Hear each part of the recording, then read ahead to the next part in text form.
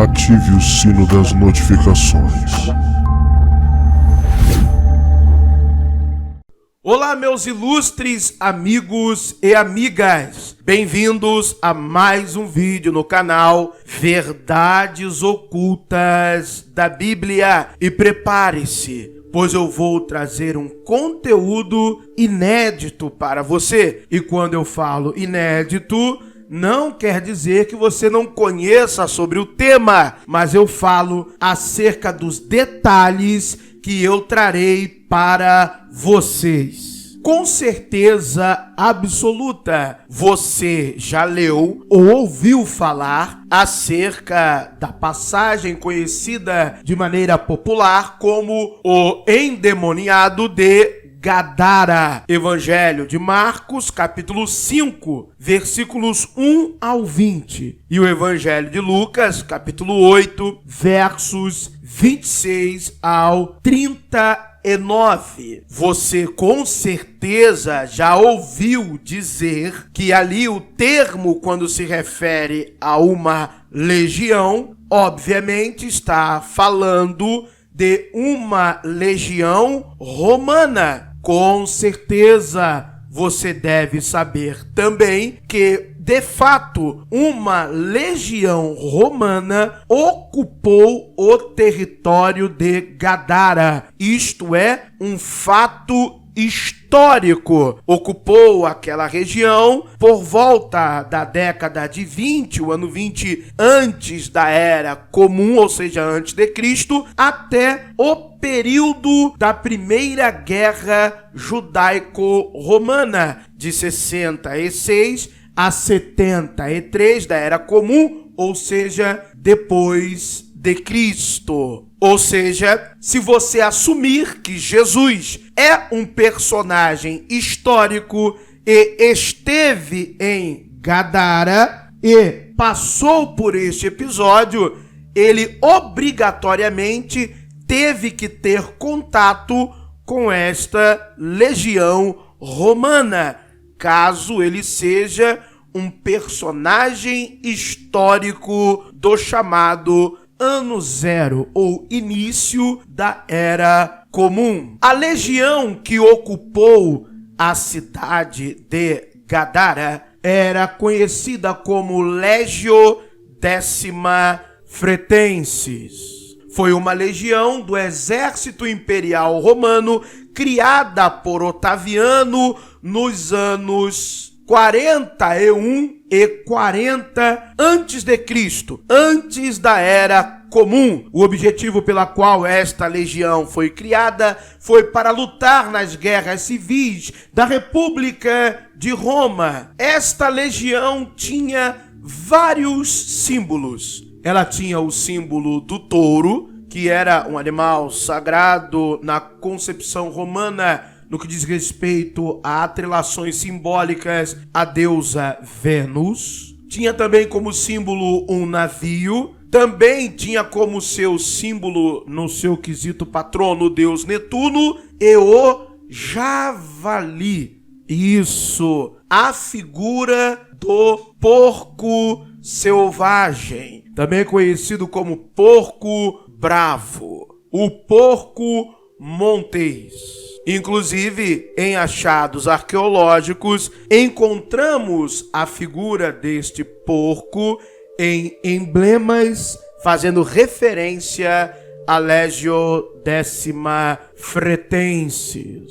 E se eu falar para você que esta história tem um fundo de realidade, mas não na mitologia como está construída nos textos dos evangelhos? E se eu falar para você que realmente Gadara teve um libertador, que realmente alguns pediram para entrar para os porcos, ou seja, entrar para a legião? E se eu falar para você que alguns morreram afogados, não em um mar, mas em rios e lagos próximos? E se eu falar para você que houve um historiador que registrou registrou estes acontecimentos. E se eu ainda lembrar você que no que diz respeito aos evangelhos, só teremos documentos completos a partir do século II da Era Comum, século II depois de Cristo, e que as narrativas que se falam muitas das vezes que ocorreram composições no século I, de fato, nós não temos um papiro ou pergaminho do século I. De fato, nós não temos, não há nenhum tipo de consenso acerca disso. Pois é, eu sinto-lhe ter que lhe dar esta informação. Os métodos de datação evoluíram através do método científico e tecnológico. Temos instrumentos de medição e não há nenhum papiro do século I. Todos aqueles que antigamente tentava se dizer que era do século I, infelizmente já estão comprovados, não são do século I. O que nos traz então uma única conclusão óbvia: os evangelhos são construções de narrativas. Até porque em papiro eu não consigo montar um único evangelho completo, mas eu somente encontro os evangelhos completos nos códices. Eu vou ler para vocês toda a narrativa do livro de Flávio Joséfo, que fala quando Vespasiano, exatamente isso, Vespasiano liberta a cidade de Gadara. Liberta de quem? Dos zelotes. E ainda mais especificamente de uma parte facciosa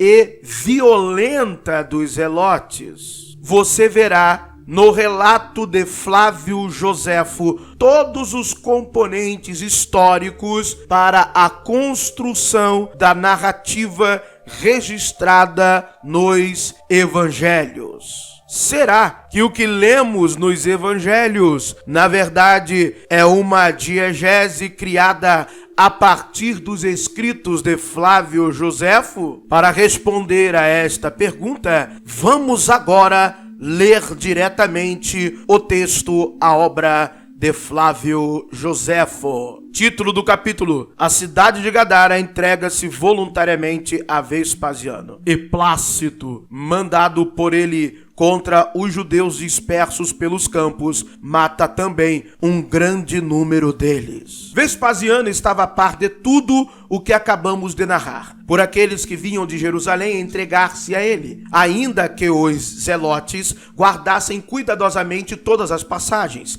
e não perdoassem a um só dos que lhe caíam nas mãos. Alguns sempre conseguiam escapar. Esses desertores pediram a Vespasiano que tivesse pena deles e da cidade, tão aflita, e que salvasse as relíquias de seu povo, do qual uma parte já tinha sido degolada por causa do seu afeto pelos romanos, e os que estavam ainda com vida corriam o mesmo risco. O grande general, comovido pela desgraça que os atormentava, resolveu aproximar-se de Jerusalém, aparentemente para sitiá-la, mas na realidade para libertá-la da opressão daqueles malvados, que podemos dizer conservavam-na sitiada permanentemente. Seu intento era também apoderar-se de todas as praças dos arredores, a fim de que, quando ele quisesse verdadeiramente executar o grande cerco, nada restasse no exterior que lhe pudesse mover obstáculos. Como os principais e os mais ricos dos habitantes de Gadara, que é a mais poderosa e mais forte de todas as cidades além do Jordão, desejavam a paz e queriam conservar seus bens, mandaram secretamente alguns representantes a Vespasiano para lhe oferecer a posse da cidade. Disso, os facciosos só vieram a saber quando os viram aproximar-se da cidade. Não tiveram dificuldade em julgar que, como os habitantes que os favoreciam superavam-nos em número, eles não podiam conservar a praça contra tantos inimigos que tinham ao mesmo tempo interna e externamente, e que a fuga era o único partido que eles tinham a tomar. Mas julgaram que lhes seria vergonhoso resolver-se a isso sem que alguém viesse a perder a vida daqueles que eram a causa da sua desgraça. Assim, para satisfazer a sua vingança, mataram a Doleso, que ocupava a primeira linha pela nobreza do nascimento e que tinha sido o autor dessa delegação. Então deixe-me te explicar de maneira sucinta. Os habitantes de Gadara vieram pedir ajuda a Vespasiano para que os libertasse dos zelotes. E Vespasiano, então, atende a esta solicitação. Quando os zelotes descobrem o que estava ocorrendo, eles então decidem se vingar de alguns da cidade. E eles se vingam de um nobre chamado Doleso. Tiram-lhe a vida. Vamos continuar a história. Seu furor levou-os até mesmo a lhe dar vários golpes em Doleso depois de sua morte. Tendo-se satisfeito com esse ato de crueldade, de alguma maneira fugiram. Os habitantes receberam Vespasiano com grandes aclamações e não se contentaram em lhe fazer juramento de fidelidade, mas para assegurá-lo ainda mais do verdadeiro desejo que tinham de permanecer em paz, derrubaram as muralhas, a fim de que se porem em condições de não poder fazer a guerra, mesmo quando eles o quisessem. Vespasiano deu-lhes uma guarnição de cavalaria e de infantaria para defendê-los dos ataques dos revoltosos que haviam fugido. Mandou Plácido contra eles, com 500 cavaleiros e 3.000 soldados de infantaria, e voltou a Cesareia com o restante do exército. Então, explicando, Vespasiano consegue livrar os gadarenos, vai até a cidade, é recebido com honrarias. As próprias muralhas defesas que haviam sido construídas pelos revoltosos zelotes, a própria população desfaz estas muralhas, estas defesas, em um sinal de paz para Vespasiano. Vespasiano, então, deixa na cidade de Gadara um oficial chamado Plácido, e juntamente com este oficial, ele deixa ali 500 cavaleiros e 3.000 soldados de infantaria, enquanto o mesmo Vespasiano, ele volta para Cesareia. Historicamente, o que temos aqui é a Legio Décima Fretensis. Os revoltosos, vendo aquela cavalaria dirigir-se a eles, refugiaram-se numa aldeia de nome Bet-Nabre, onde encontraram um grande número de homens de defesa. Uns tomaram as armas voluntariamente para se reunirem a eles, zelotes. Aos outros, eles os obrigaram. E confiando então em suas forças, não tiveram receio de atacar Plácido. Este recuou um pouco, de propósito, quer para deixar acalmar-se seu primeiro ardor, quer para afastá-los de sua fortaleza. Mas logo que eles se haviam retirado a um lugar mais vantajoso, cercou-os, atacou-os e pôs em fuga. Os que pensavam escapar eram detidos pela cavalaria. Os que resistiam eram mortos pela infantaria. Perderam então aquela ousadia que os tornava tão afoitos. Sua coragem arrefeceu, porque quando eles queriam atacar os romanos, encontravam-nos tão unidos e de tal modo defendidos por suas armas que nenhum golpe os podia atingir, neles romper as fileiras, ao passo que eles eram, ao contrário, atingidos pelos golpes de seus dardos, nos quais alguns se espetavam como fariam animais selvagens. Outros eram mortos a golpes de espada e outros desbaratados pela cavalaria. Então Plácido, oficial romano de Vespasiano, investe contra os zelotas, que segundo Joséfo, o próprio povo de Gadara os via como pessoas violentas e que não queriam a paz de Gadara. Então nós estamos lendo o relato que Plácido é bem sucedido e começa a colocar alguns zelotes em fuga. Como o principal cuidado de Plácido era impedir que eles tornassem a entrar na aldeia, ele e os seus antecipavam-se-lhes pela velocidade de seus cavalos, não permitindo que aqueles que dela estavam próximos lá conseguissem entrar. E os obrigavam a fazer meia volta e a tornar ao campo onde eram mortos,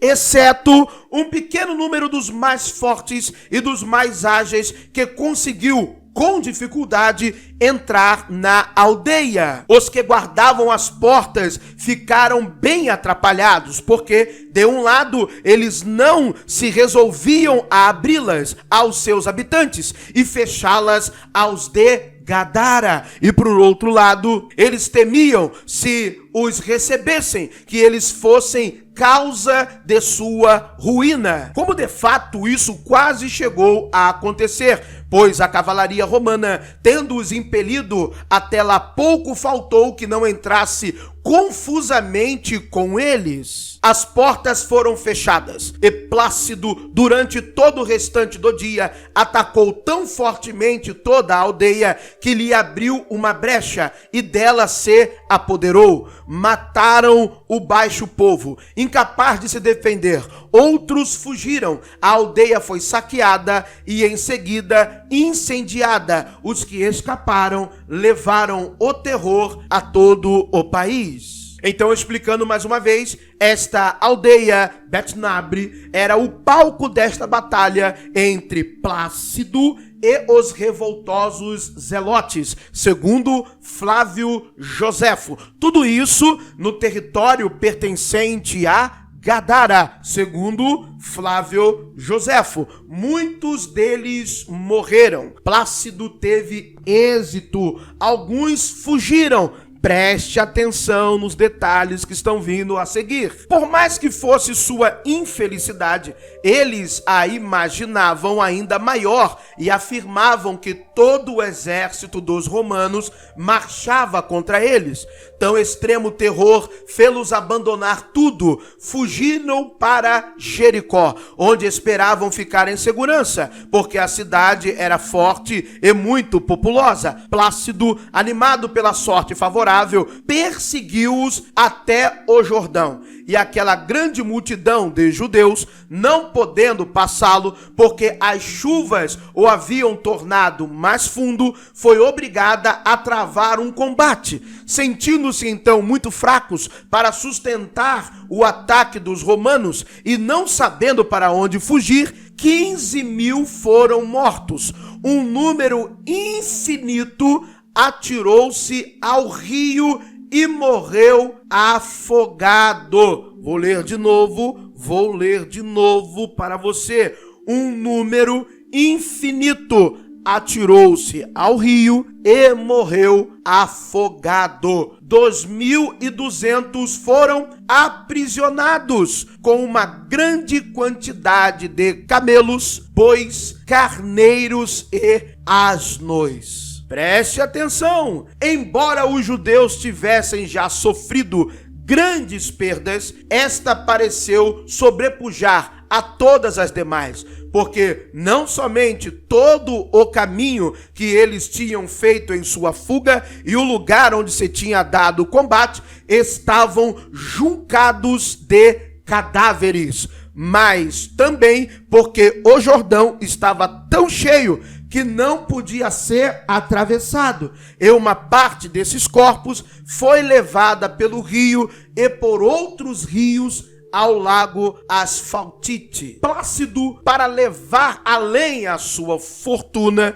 marchou contra pequenas praças vizinhas. Tomou Abila, Julíada, Bezemote e todas as outras até o lago Asfaltite. Lá deixou como guarnição os judeus que se tinham entregue aos romanos, nos quais pensou poder confiar mais. Ou seja, aqueles judeus, 2.200 que foram aprisionados, com uma grande quantidade de camelos, bois, carneiros e asnos, eles foram incorporados à legião romana. Entraram para os porcos e ficaram sobre o comando de Plácido. Vamos continuar a leitura. Embarcou em seguida seus homens no lago, onde derrotou todos os que lá iam buscar salvação. E assim, todo o país que está além do Jordão, até Meshron, foi reduzido ao domínio dos romanos. Exatamente isso. Esta é a história contada por Flávio Joséfo. E em todos os aspectos, a narrativa do Evangelho é, sim, uma diegese desta questão histórica. Talvez não precisamente como está relatando Flávio Joséfo, mas daquilo que sobreviveu no imaginário popular judaico e que foi parar nos textos acerca de Jesus, o Salvador de Gadara, que historicamente nós sabemos que foi Vespasiano dando ordem ao seu Plácido. É curioso que quando Jesus liberta o endemoniado de Gadara, ele não permite que o siga, mas manda-o voltar. Vai você, continue você. E ele pregou em todas as cidades ao redor, inclusive em Decápolis. Olha só que curioso, de maneira direta, não foi Vespasiano que libertou a Gadara, mas sim Plácido, o seu ordenado, aquele que ele deu a ordem. Vai você, mas sobre a minha autoridade. Vai, em meu nome, vai Plácido, e liberta destes zelotas, destes sicários, destes demônios, deste inferno que eles tornaram este lugar. Muito obrigado por terem assistido a mais um vídeo no canal Verdades Ocultas da Bíblia. Não adianta chorar, meu amado e querido irmãozinho fundamentalista. Estude mais história, estude mais arqueologia, aprenda, talvez você nunca tenha ouvido falar no que é uma diegese. Estude mais, leia mais, aprenda mais. Não entre em uma histeria coletiva, não entre em um pensamento revoltoso de querer dizer que eu sou um herege por eu estar te contando a verdade. A culpa não é minha que sei a verdade. A culpa é sua, que nunca foi atrás da verdade. Que o verdadeiro Deus abençoe a todos. Calma, agora você é ateu. Calma, se você não crê em um Deus, fica tranquilo, relaxa, que a sorte e a fortuna lhe acompanhe.